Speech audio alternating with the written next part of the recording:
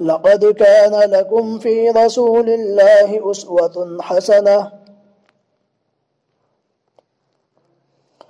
وقال النبي صلى الله عليه وسلم: لا يؤمن أحدكم حتى أكون هواه تبعا لما جئت به، أو كما قال صلى الله عليه وسلم.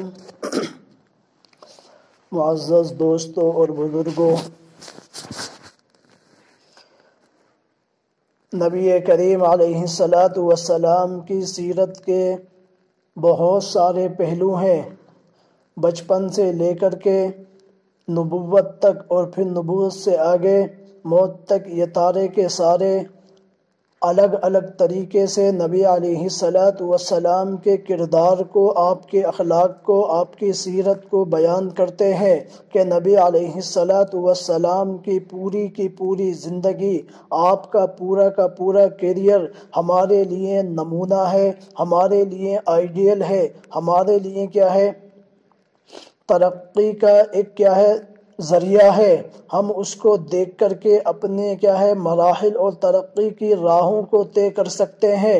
نبی علیہ السلام کا مکمل وجود رحمت ہے، آپ کا مکمل اسوہ اور نمونہ مکمل عملی زندگی کے اندر اتارنے کا ذریعہ ہے۔ میرے دوستوں اور بزرگوں، نبی علیہ السلام کے کیا ہے، بچپن سے لے کر کے تھوڑے بڑے ہونے تک اس کو بیان کیا گیا تھا، لیکن اللہ رب العزت والجلال کے کرنے کو دیکھیے کہ اللہ رب العزت والجلال نے ہمیں نبی وہ دیا ہے کہ جب وہ تھوڑے سے بڑے ہوتے ہیں تو لہذا بڑے ہونے نہیں بلکہ ابھی حمل ہی کے اندر تھے، ابھی پیدا نہیں ہوئے تھے، آپ کے والد کے سائے کو سر سے اٹھا لیا تھا، اس کے اندر بھی حکمت ہے۔ پھر تھوڑے سے بڑے ہوئے ہیں تو لہذا کیا ہے، آپ علیہ السلام کی والدہ کے سائے کو، اس کو بھی سر سے اٹھا لیا، اس کے اندر بھی حکمتیں ہیں۔ اور پھر کیا ہے، اپنے دادا عبد المطلب کی زیر کفالت آئے اور تربیت کے اندر آئے۔ اب تو لہذا بھی 8 برس کے ہوئے تھے، آپ کے دادا کا بھی انتقال ہو گیا تھا، اب کے چچا ابو طالب ہیں، ان کی زیر تربیت ہیں، تو لہذا اللہ رب العزت والجلال نے ان مراحل سے گزار کر کے آپ کو نبوت سے سرفراز فرمایا ہے۔ آپ کے والد کا انتقال ہوا تو لہذا آپ کی ماں کے والدہ کا انتقال ہوا، اس کے اندر حکمتیں بھی ہیں تاکہ کیا ہے، امت کے اندر جو بے سہارا ہیں، جو یتیم ہیں، جن کے والدین گزر گئے ہیں، ماں باپ دونوں کے دونوں نہیں ہیں، تو لہذا انہیں غمزدہ ہونے کی ضرورت نہیں ہے، انہیں حسن ملال کی ضرورت نہیں ہے، رنجیدہ ہونے کی ضرورت نہیں ہے۔ آپ اپنے نبی کی زندگی کو دیکھیے، کس طریقے سے ناداری کی حالت کے اندر، بے سہارا کی حالت کے اندر آپ کو کیا ہے، اللہ نے سہارا بھی دیا تھا، آپ کو ہر طرح سے نوازا تھا۔ تو لہذا اس آئیڈیل کو دیکھ کر کے کیا ہے، ہم لوگ اپنی زندگی کو گزاریں۔ تو لہذا اللہ کے نبی علیہ السلام کیا ہے، ابھی تھوڑے بڑے ہوئے تھے، اپنے چچا ابو طالب کی زیر کفالت کے اندر تھے۔ جب 12 برس کی زندگی ہو گئی، 12 برس کی عمر ہو گئی، اور ایک دوسری روایت کے اندر 12 سال 10 دن کی جب عمر ہوئی تو ابو طالب جو آپ کے کیا ہے، مشفق چچا تھے، آپ کے مربی تھے، آپ کے ان کی زیر کفالت تھے، زیر تربیت تھے، تو لہذا انہوں نے ارادہ کیا کہ ملک شام کا سفر کیا جائے۔ تجارت کی غرض سے جو قافلہ شام کی طرف جا رہا تھا، تو لہذا ابو طالب نے بھی کیا ہے، ارادہ کیا تجارت کی غرض سے شام کو جانے کا۔ تو لہذا جب تیاری کی تو اللہ کے نبی علیہ السلام جو ابھی 12 سال کے تھے یا 12 سال 10 دن کے تھے، آپ کے چہرے کے اوپر آپ کے چچا ابو طالب نے کیا ہے، حزن کو دیکھا، ملال کو دیکھا اور غم کو دیکھا تو ساتھ لے لیا اور فرمایا میں اپنے بھتیجے کو کیا ہے تنہا نہیں چھوڑوں گا، اس کو ساتھ لے کر کے جاؤں گا۔ چنانچہ ساتھ لے لیا ہے۔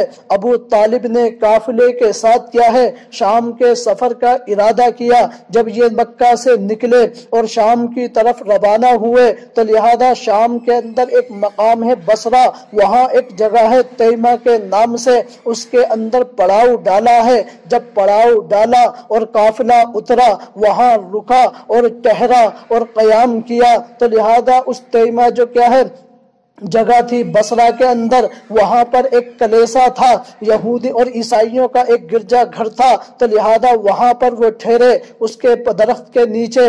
تو لہذا اندر ایک پادری رہا کرتا تھا جو عیسائی کیا ہے عبرانی زبان اور انجیل کا بڑا عالم تھا، تو لہذا وہ وہاں رہ کر کے کیا ہے عبادت کیا کرتا تھا۔ جس وقت سے اس نے رہبانیت کو اختیار کیا تھا اس وقت سے لے کر کے اور اس قافلے کے ٹھہرنے تک وہ اپنے کلیسا سے کبھی نہیں نکلا تھا، وہ اس کے اندر رہا کرتا تھا۔ لیکن جب یہ قافلہ پہنچا، اس سے پہلے بھی قریش کے قافلے وہاں رکے اور ٹھہرے تھے لیکن وہ کبھی نہیں نکلا تھا۔ لیکن جب اللہ کے نبی ابو طالب کے ساتھ تھے تو لہذا جب وہ تیمہ جگہ جو ہے وہاں پر قیام کیا اور وہاں جا کر کے رکے اور وہاں جا کر کے ٹھہرے تو لہذا اس پادری نے ایک عجیب اور غریب منظر کو دیکھا۔ اس نے دیکھا کہ یہاں جو درخت ہے یہ کیا ہے سائے فگن ہے اس لڑکے کے اوپر، اس بچے کے اوپر، اور ابر اور بادل کیا ہے اس کے اوپر سایہ کیے ہوئے ہیں۔ جب یہ آرام فرماتا ہے تو اس نے جب اس کیفیت کو دیکھا، اس منظر کو دیکھا، اس حالت کو دیکھا، ان واقعات کو دیکھا، اس عجیب کیا ہے قسم کی کیا ہے حالت کو دیکھا تو لہذا وہ اپنے کلیسا سے نکلا باہر آیا، اور آنے کے بعد کیا ہے اس نے قریش والوں جو قافلہ ٹھہرا تھا ان کو دعوت کی اور اندر کھانے کے لیے کیا ہے حکم دے دیا کہ اس قافلے والوں کے لیے کھانے کو تیار کیا جائے، تو لہذا ان کی دعوت کی گئی۔ لہذا جو قافلہ والے وہاں پر پہنچے اس کے کلیسے کے اندر تو لہذا انہوں نے اس پادری جو بحیرہ راہب کے نام سے مشہور تھا اس سے پوچھا اس سے پہلے بھی کیا ہے ہمارے قافلے یہاں سے گزرا کرتے تھے اور ہم یہاں ٹھہرا کرتے تھے، لیکن آپ نے کبھی اس طریقے کی نوازشات ہمارے اوپر نہیں کی ہیں اور آپ نے کیا ہے اپنے کیا ہے رہبانیت جو اختیار کی ہے یہاں سے نکل کر کے کبھی نہیں آئے ہیں۔ آج آپ نے کیا ہے عجیب اور غریب حالت کی ہے، اس کی وجہ کیا ہے؟ اس نے فرمایا ہاں میں نے کبھی ایسا نہیں کیا ہے، میں اس کے اندر سے باہر نکلا ہوں، لیکن آج میں نے کچھ عجیب کیا ہے، اس کی وجہ بھی ہے۔ تو لہذا اس نے کہا جتنے قافلے والے ہیں ان تمام کو اندر آنے کا حکم دے دیا جائے۔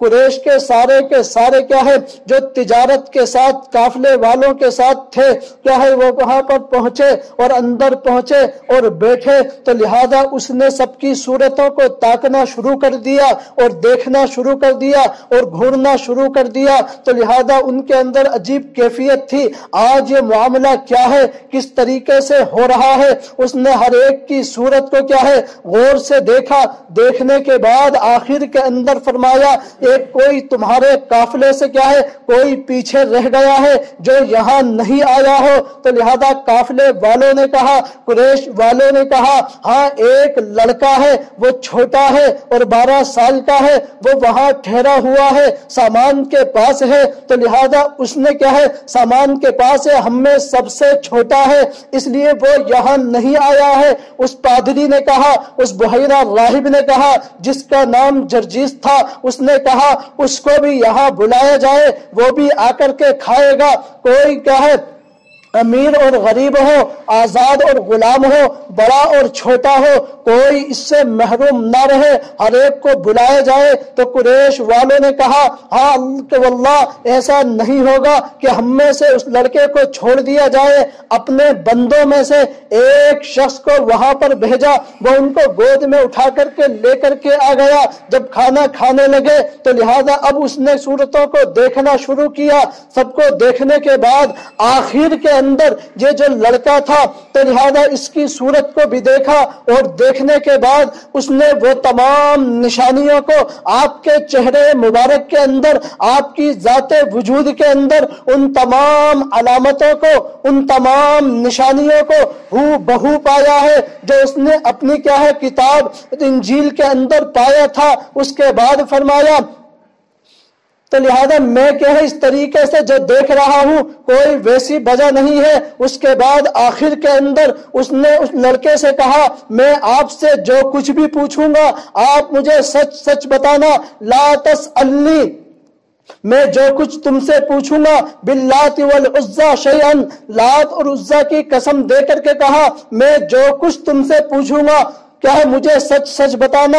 فواللہ ما ابغضت شیئا قط بغضها، اللہ کے نبی علیہ السلام نے فرمایا جو اس وقت چھوٹے تھے، اللہ کی قسم مجھے لات اور عزا کی قسم دے کر کے مجھ سے نہ پوچھئے، مجھے سب سے زیادہ جو بغض ہے، سب سے زیادہ جو عناد ہے وہ انہی دونوں سے ہے۔ فلا تسألنی سلنی عما بدالک، اس کے بعد اس نے اللہ کی قسم دی ہے، واللہ میں اللہ کی قسم دے کر کے پوچھتا ہوں جو کچھ میں تم سے پوچھوں گا مجھ سے سچ سچ بتلانا ہے۔ سلنی عما بدالک، اللہ کے نبی نے فرمایا پوچھئے مجھ سے جو کچھ تم حالت دریافت کرنا چاہتے ہو۔ اس نے آپ سے نیند کے بارے میں پوچھا، آپ کے اٹھنے بیٹھنے کے بارے میں پوچھا، آپ کی کیا اور حالات کے بارے میں پوچھا، وہ تمام کی تمام بتا دی گئی، اور اس نے ہو بہو وہی پایا تھا جو انجیل کے اندر پایا تھا، اپنی کتاب کے اندر پایا تھا۔ اس کے بعد کیا ہے وہ قافلہ والوں میں سے متوجہ ہوا اور فرمایا یہ اس کا والد کون ہے؟ ابو طالب نے فرمایا یہ میرا لڑکا ہے، یہ میرا بیٹا ہے۔ اس پادری نے فرمایا جو بحیرہ راہب کے کہے نام سے مشہور تھا لیکن اس کا اصل نام جو تھا وہ جرجیس تھا، اس نے کہا اس کے والد کیا ہے؟ یہ آپ نہیں ہے، اس کے والد کون ہے؟ اس کے والد یہاں نہیں ہونا چاہیے۔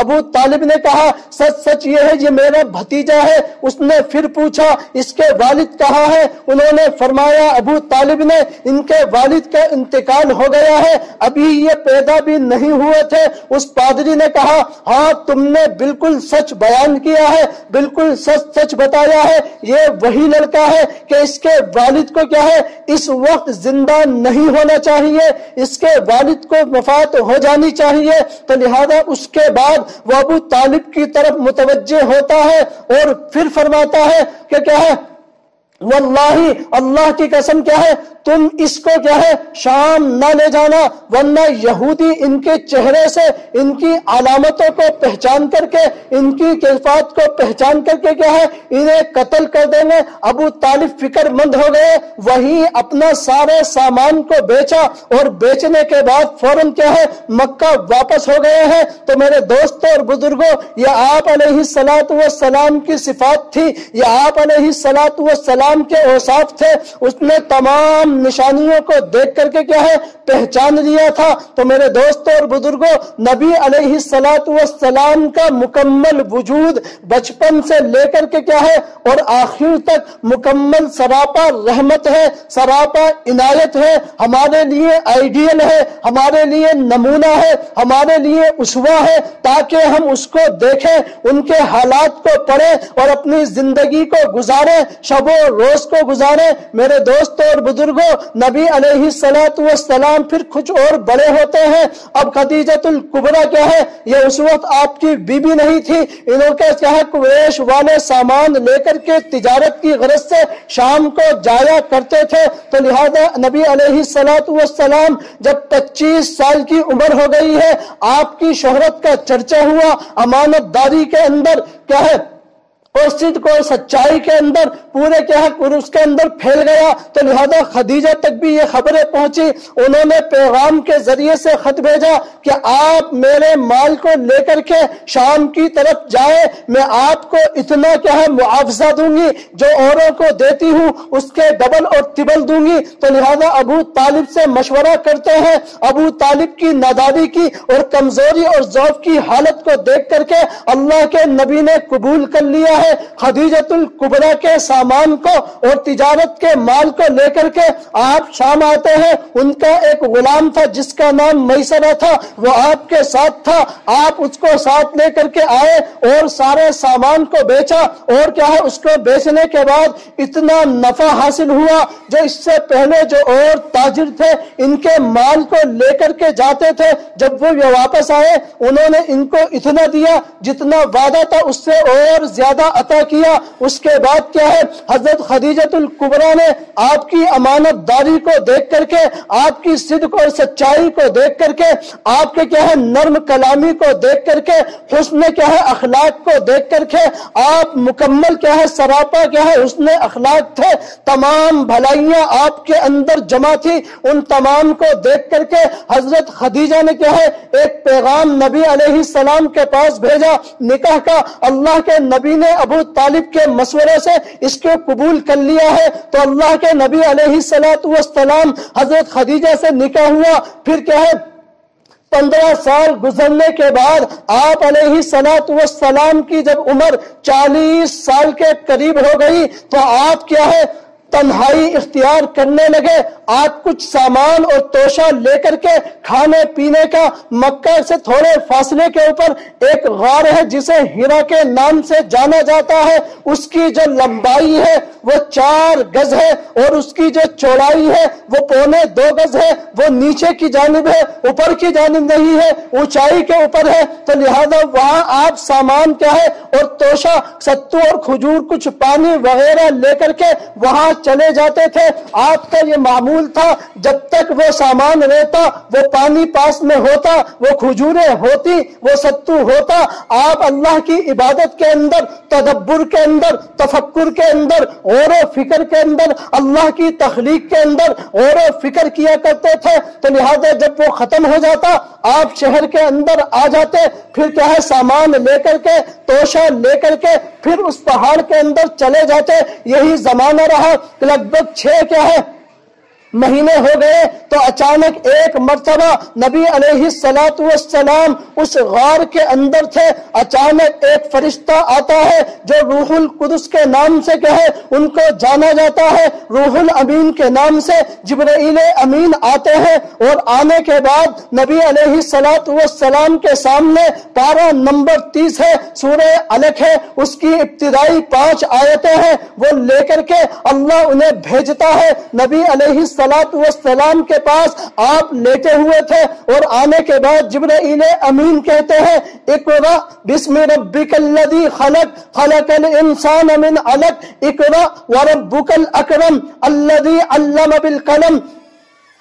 تو لہذا یہ 5 آیتیں تھی, یہ لے کر کے آئے. جبرائیل امین نے فرمایا اقرأ پڑھیے, کیا ہے نبی علیہ السلام نے فرمایا. بخاری کے اندر روایت موجود ہے مکمل شروع کے اندر کتاب الوحی کے اندر, اس کے بعد دوسری جگہ کتاب التفسیر کے اندر ہے, پھر تیسری جگہ یہی روایت بخاری کے اندر ہے کتاب الرؤیا کے اندر. تو 3 مقام کے اوپر امام بخاری علیہ الرحمہ نے اپنی کتاب الصحیح البخاری کے اندر 3 جگہ اس روایت کو لے کر کے آئے ہیں. تو نبی علیہ السلام نے فرمایا ما انا بقارئ, میں پڑھا ہوا نہیں ہوں. جبرائیل امین نے کیا ہے آپ کو پکڑا اور پکڑنے کے بعد کیا ہے فغطنی, اس طریقے سے دبایا. نبی علیہ السلام کا خود بیان ہے کہ مجھے ایسا محسوس ہو رہا تھا, مجھے ایسا لگ رہا تھا کہ میری روح کیا ہے جسم سے الگ ہو جائے گی اور نکل جائے گی.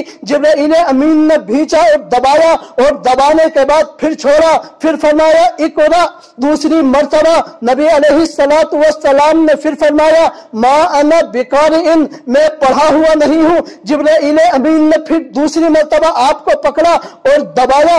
نبی علیہ السلام پھر کہتے ہیں مجھے اتنی زور سے دبایا کہ میری روح نکل جائے, تو لہذا پھر مجھے چھوڑ دیا. پھر تیسری مرتبہ فرمایا اقرأ پڑھیے. نبی علیہ السلام نے پھر فرمایا ما انا بقارئ, میں پڑھا ہوا نہیں ہوں. انہوں نے پھر دبایا اور دبانے کے بعد پھر مجھے چھوڑا, پھر مجھے ایسا محسوس ہونے لگا. تو لہذا اس کے بعد جبرائیل امین نے فرمایا اقرأ بسم ربک الذی خلق, پڑھیے آپ اپنے اس رب کے نام سے کلذی خلق، جس نے تمام مخلوق کو پیدا کیا ہے، خلق الانسان من علق، اور انسان کو جو پیدا کیا ہے ایک جمے ہوئے خون کے لوتھڑے سے کیا ہے اس کو پیدا کیا ہے۔ اقرأ بسم ربک الذی خلق خلق الانسان من علق اقرأ وربک الاکرم، پڑھیے اپنے اس رب کے نام سے جو عظمت والا ہے، اکرام والا ہے، اس کی عظمت ہے، تو لہذا اس کے نام سے پڑھیے۔ نبی علیہ السلام نے پھر پڑھا ہے، تو لہذا یہ 5 آیتیں قرآن مجید کی سب سے پہلی آیتیں ہیں، اور یہیں سے نبی علیہ السلام کو نبوت سے سرفراز کیا گیا ہے۔ اب میرے دوستوں اور بزرگوں، ذرا ہم ٹھنڈے دماغ سے سوچیں، اس کے اوپر ایک اشکال وارد ہو سکتا ہے۔ کوئی کہہ سکتا ہے کہ کیا یہ بندہ ایسا ہو جو بالکل عامی ہو، لکھنا بھی نہیں جانتا ہو، پڑھنا بھی نہیں جانتا ہو، لیکن اس کے باوجود اگر کوئی استاذ ہو اور کوئی پڑھانے والا ہو، کوئی تعلیم دینے والا ہو، لیکن جب وہ اس کو سامنے پڑھے تو لہذا وہ شخص زبان سے پڑھ سکتا ہے۔ تو جبرائیل امین نے سامنے بیٹھ کر کے کیا ہے ان آیتوں کو پڑھا تھا، اقرأ بسم ربک الذی خلق، تو لہذا نبی علیہ السلام ان کی تعلیم کے اوپر زبان سے یہ الفاظ کہہ سکتے تھے، لیکن نبی علیہ السلام نے بجائے پڑھنے کے ما انا بقارئ ان کے الفاظ فرمائے، یعنی میں پڑھا ہوا نہیں ہوں۔ بڑی قیمتی بات ہے، میں کتاب کو دیکھ رہا تھا، سیرت کی تمام کتابوں کو میں نے، تفسیروں کو بھی دیکھا، لیکن مجھے یہ نقطہ نہیں ملا ہے۔ یہ نقطہ کیا ہے؟ یہ کیا ہے؟ چھوٹی سی کیا ہے بڑی پیچیدگی کی بات ہے۔ نبی علیہ السلام نے جو فرمایا میں پڑھا ہوا نہیں ہوں، قرآن مجید ہے، سورہ عنکبوت ہے، پارہ نمبر 21 ہے، آیت نمبر 48 ہے، رکوع نمبر 1 ہے۔ رب ذوالجلال کیا کہتا ہے؟ وما كنت تتلو من کتاب ولا تخطه بیمینک اذا لارتاب المبطلون، اس سے پہلے آپ نے کبھی تحریر نہیں لکھی ہے، کتابت نہیں کی ہے، کتابت نہیں کی ہے، لکھنا نہیں جانتے ہیں۔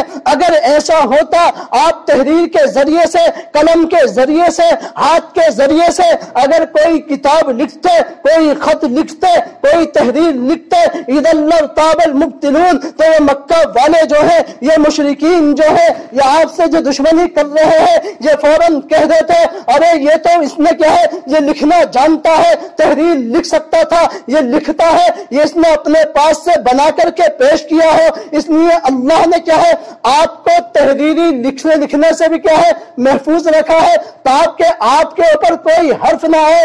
آپ نے وہاں بھی حفاظت کی ہے اللہ نے آپ کی، لیکن یہاں بھی حفاظت کی ہے۔ اس کے اندر نقطہ یہ ہے، اللہ کے نبی نے فرمایا ما انا بقارئ، میں پڑھا ہوا نہیں ہوں، یعنی نہ تحریری لکھنا جانتے تھے، نہ زبان سے پڑھنا جاتے تھے۔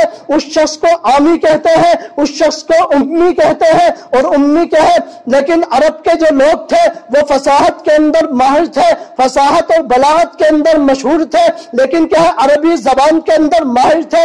ان کے لیے کوئی مشکل نہیں تھا وہ زبان سے تعلیم دے، اس کو پڑھ لے، کوئی مشکل نہیں تھا۔ لیکن نبی نے فرمایا ما انا بقارئ، میں پڑھا ہوا نہیں ہوں۔ اس کی وجہ یہ ہے میرے دوستوں اور بزرگوں، نبی نے جو یہ فرمایا ما انا بقارئ، میں پڑھا ہوا نہیں ہوں، اس کی وجہ یہ ہے پڑھ تو سکتے تھے، لیکن نبی نے پھر کیوں فرمایا ہے؟ اس کی وجہ یہ ہے کہ نبی علیہ السلام نے پہلی مرتبہ جبرائیل امین کو دیکھا تھا، انوار و تجلیات کو دیکھا تھا، نبی اللہ کے کیا ہے کلام کے نور کو دیکھا تھا، اور اس ثقل اور بوجھ کو کیا ہے برداشت کیا تھا۔ تو اس کی حیبت، اس کی کیا ہے دہشت نبی علیہ السلام کے دل کے اندر بیٹھ گئی تھی۔ اس لیے نبی علیہ السلام نے فرمایا ما انا بقارئ، میں پڑھا ہوا نہیں ہوں۔ اس کے 2 ترجمے ہیں، ایک ترجمہ یہ ہے میں پڑھنا نہیں جانتا ہوں، دوسرا ترجمہ یہ ہے میں کس طرح پڑھوں جبکہ میرا دل دبا جا رہا ہے اس بوجھ کی وجہ سے۔ تو اس لیے نبی علیہ السلام نے فرمایا میں پڑھنا نہیں جانتا ہوں۔ اس لیے سورہ مزمل کے اندر رب ذوالجلال کہتا ہے انا سنلقی علیک قولا ثقیلا، ان قریب ہم آپ کے اوپر کیا ہے ایک ایسے قول اور کلام اسلام کو ڈالنے والے ہیں. جو سکھ کے اندر بھاری ہوگا, جو بوجھل ہوگا, آپ اس کو برداشت کریں گے. تو میرے دوستوں اور بزرگوں, یہ نبی علیہ السلام کی تعلیمات ہے, یہ آپ کی زندگی ہے, یہ آپ کا اسوہ ہے, یہ آپ کا نمونہ ہے. ہمیں چاہیے ہم آپ کی تعلیمات کو کیا ہے اپنائیں, اور جو ہماری خواہشات ہیں, ہمارے جو اندر کیا ہے شہوانیت ہے, اور جو ہماری مرضی کے مطابق جو چیزیں ہیں, ہم ان تمام چیزوں کو اس دین کے, اس شریعت کے, اس تعلیم کے, اس سنت کے, اس قرآن کے, اس نبی کے اسوے کے حوالے نہیں کریں گے, اور اس کے تابع جب تک نہیں کریں گے تب تک ہمارا ایمان کامل نہیں ہو سکتا, ہمارا ایمان مکمل نہیں ہو سکتا ہے. بخاری کے اندر بھی روایت موجود ہے, لا یؤمن احدکم حتی یکون ہواہ تبعا لما جئت بہ, تم میں سے کوئی شخص اس وقت تک کامل ایمان والا نہیں ہو سکتا جب تک کہ اپنی خواہشات کو, اپنی تمام کی تمام چیزوں کو اس دین کے, اس شریعت کے, اس قرآن کے, اس سنت کے, اس اسوے اور نمونے کے کیا ہے تابع نہیں کرے گا اور حوالے نہیں کرے گا جس کو لے کر کے مجھے بھیجا گیا ہے اور میں آیا ہوں, تب تک اس کا ایمان کامل نہیں ہو سکتا, اس کا ایمان ناقص رہے گا. اس لیے ہمیں چاہیے ہم مکمل طریقے سے پورے کے پورے وجود کو نبی کی شریعت, نبی کی تعلیم, نبی کے اسوے, نبی کے قرآن اور نبی کی شریعت کے حوالے کر دیں. ہمارا ایمان بھی کامل ہو جائے گا, ہمارا اسلام بھی کامل ہو جائے گا, اللہ ہم سے راضی ہو جائے گا, نبی علیہ السلام کی رضا, آپ کی شفاعت کے ہم حقدار ہو جائیں گے. اس لیے میرے دوستوں اور بزرگوں, نبی کی سیرت کو ہم اپنائیں, انشاءاللہ ہم ترقی کریں گے. لیکن ہم آپ کی تعلیمات کو چھوڑیں گے, توزلی ہمارے مقدر ہے, ذلت ہمارے لیے ہے, رسوائی ہمارے لیے ہوگی, کیونکہ ہم نے کیا ہے اس چیز کو چھوڑا ہے, اس تعلیم سے بے راہی اختیار کی ہے جس کے اندر ترقی ہے, جس کے اندر عروج ہے, جس کے اندر کیا ہے بڑھنا اور طلوع اور چمکنا ہے. ہم نے اس کو چھوڑا, ہم تنزلی اور ذلت اور اندھیری اور رسوائی اور بے راہ روی کا کیا ہے ہم شکار ہوتے چلے جا رہے ہیں. اس لیے ہمیں کیا ہے آپ کی سنتوں اور تعلیم کو کیا ہے زندہ کرنے کی ضرورت ہے ہر اعتبار سے. تو میرے دوستوں اور بزرگوں, ہمیں چاہیے ہم نبی کی سیرت کو اپنائیں, نبی کے اسوے کو اپنائیں, آپ کی زندگی کو دیکھ کر کے کیا ہے ہم اس کے مطابق زندگی گزاریں. انشاءاللہ ترقی ہمارے لیے ہے. قرآن کہتا ہے ان کنتم مؤمنین, کہ تم بلندی چاہتے ہو, تم سر بلندی چاہتے ہو, تم پکے اور سچے مومن بن جاؤ. اللہ نے شرط لگا دی ہے ایمان کی, اسلام کی. جب تک اسلام مکمل نہیں, ایمان مکمل نہیں, ترقی ممکن نہیں, بلندی مکمل ممکن نہیں, عروج ممکن نہیں ہے, ذلت ہی ذلت ہے. اس لیے اللہ رب العزت والجلال مجھے سب سے پہلا عمل مدینے سے یوں ہی نہیں میرے